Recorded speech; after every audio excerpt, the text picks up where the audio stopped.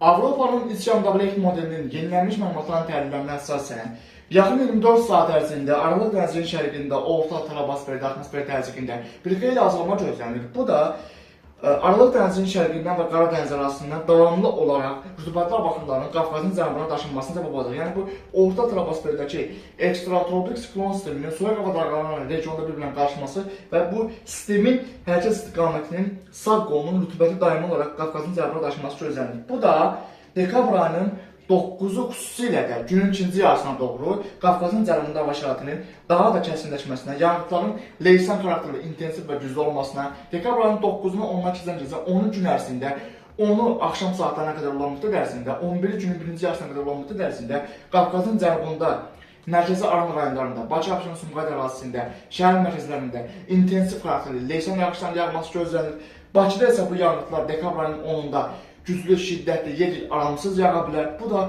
bir sıra ərazilərdə su basma hadisələrinin səbəb ola bilər. Dəniz səviyyəsindən 1500 metrdən, 1800 metrdən yüksəkdə yerləşən Dağətəyi və Dağlıq rayonlarda qar yağması, qar örtüyünün gəlməsi gözlənilir. Lakin Bakı, Abşeron, Sumqayıt ərazisində bu müddət ərzində qar yağması ehtimalı çox zəif ehtimal olaraq qalır. Dekabr ayının 11-də də bu sistemin gördüyünüz kimi qarların ərazidə aktiv olması gözlənilir ki, bu da ərazidə leysan xarakterli yağışların dekabr ayının 11-i gündüz saatlarına qədər olan müddət ərzində Cənubi Qafqazda aktiv olmasına səbəb olacaq. Dekabr ayının 12-sində bu sistem bir qədər dağılmağa başlayacaq. Lakin dekabr ayının 12-si artıq axşama doğru və 13-sü günün birinci yarısında Qafqazın şimalından yenidən növbəti soyuq nüvəli ekstratropik siklon sistemi keçməsi gözlənilir ki, bu da Qafqazın şimalında hava şəraitinin şəraitinin dəyişməsi səbəb olacaq.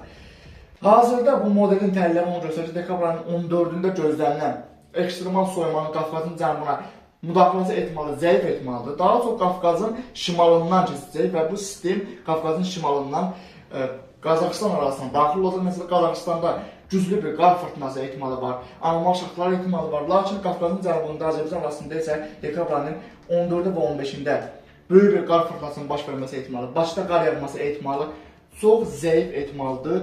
Bu, bəzi xəbər saytlarında yayılan yalan məlumatlardır. Biz isə rəsmi məlumatları burada sizin diqqətinizə çatdırırıq. Dekabr ayının 15-də bu sistem kifayət qədər zəifləyəcək və mərkəzi Asiyaya doğru daxil olacaq. Lakin dekabr ayının 15-i və 16-sında Aralıq dənizinin şərqindən daimi olaraq nəmin rütubətin Qafqazın cənubuna daşınması gözlənilir.